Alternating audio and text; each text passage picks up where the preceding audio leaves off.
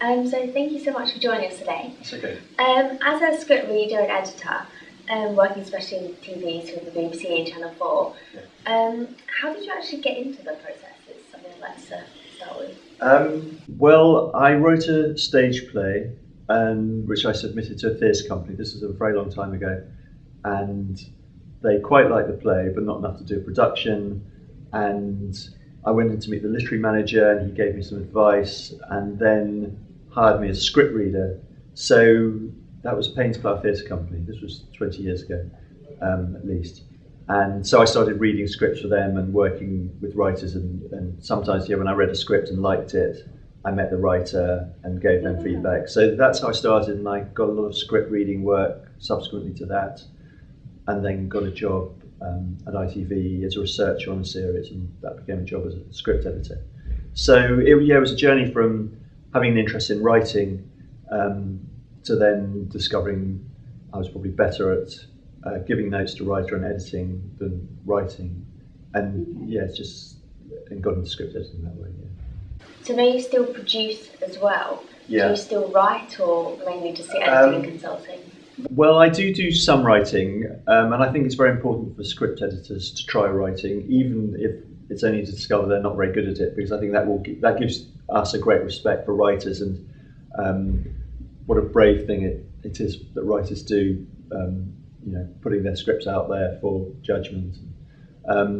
So actually, I've just worked on a project which was a series of 13 dramatic monologues, which I put out as podcasts, which is out on the internet now. It's at tributepodcasts.co.uk, and I wrote one of them actually. So, but the other 12 were by 12 different writers. Still. Yeah. So that was just a 10-minute monologue.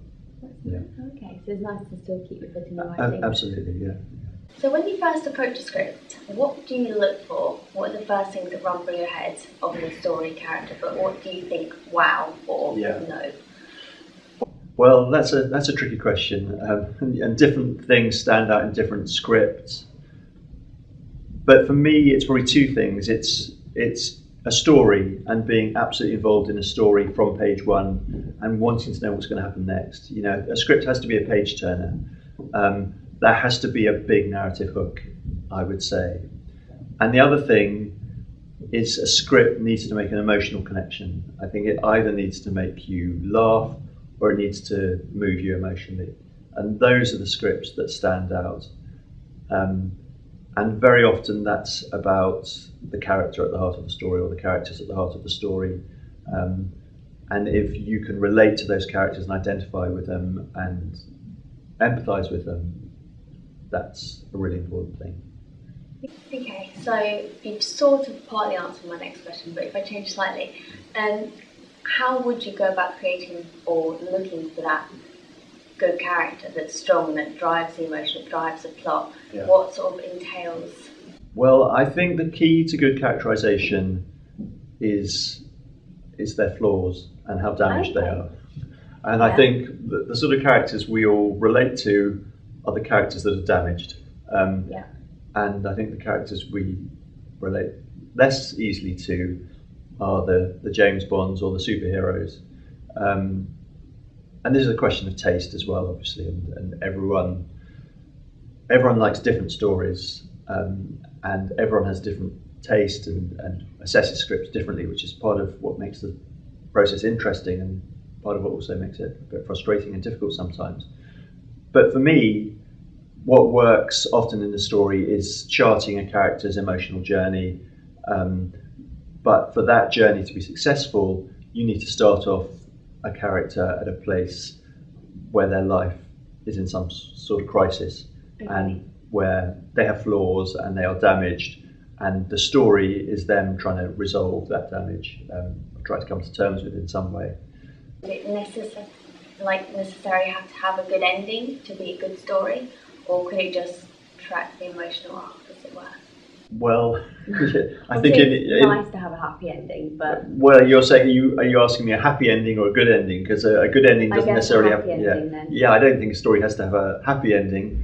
So a film I've seen recently was Manchester by the Sea, which is one of the bleakest stories, which absolutely doesn't have a happy ending, but it's hugely emotionally satisfying as a piece of storytelling because it feels very well observed, and you absolutely believe in that character's journey, and you believe in his emotional state because of the things that have happened to him. But it certainly isn't a happy ending, but there's something very satisfying about it as a piece of storytelling. So on some of the scripts you've worked on and the films you've produced, for example, Inspector Morse, Waking the Dead, The Good Murder, I scripted them rather than produced them, but yes. Okay. Are there any sort of key characters that stand out for you? That's a good question. Well, yeah, I mean, in Inspector Morse, obviously Morse and Lewis were the key characters. And I think what worked about that relationship was that, yeah, Morse was this extremely charismatic character at the heart of the story, but he was very flawed. He was emotionally quite cut off, quite uncommunicative on an emotional level. And I worked on the last ever Morse film where he dies, and I think that the sequence when he dies and Lewis's response to him was really quite moving. And I think that series worked because of that relationship, because viewers invested emotionally in that relationship. Rather than character, maybe. Well, they invested in the characters, but more than that, yeah, in that relationship, and then the way the two men quite often failed to communicate with each other on a meaningful level. But there was a great subtext to the storytelling because there was a lot going on underneath the surface and a lot that was unspoken, which only ever felt even vaguely expressed after Morse had died, and you could see Lewis's emotion at his death. And I think that it was particularly moving because it was unspoken and because it was subtextual rather than textual. So, yeah, I think they were both really interesting examples of two absolutely contrasting characters who had so little in common, but on a certain level they needed each other, and so it worked not only as a as a very good crime drama, but almost as a bromance as well. Yeah. Just one final question for you. What advice would you give to scriptwriters who are just starting out or going through the process of editing their own scripts? And I know you did a class for it just now. Yeah. But is there any sort of tips you'd say, right, invest in character, right, do this first, Yeah. as it were? Well, you need to write a lot. You need to make it absolutely part of your daily routine, and you need to get the words on the page, and that's the most important thing. And you need to finish a script.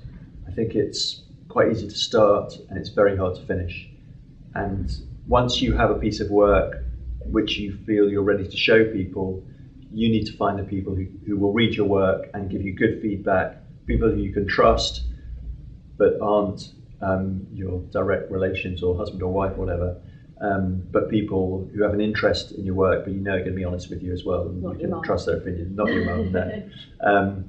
So that's important because it's quite an isolated business, and I think collaboration is really important. And just in the question someone will ask you about a story, you'll learn a huge amount about what they understand and what they don't understand. So try not to work in isolation because you need other people's input and you need collaborators to help you. I guess that's very important. Absolutely, yeah. Thank you ever so much for your time. It's been a pleasure talking to you. Thank you. Thanks very much.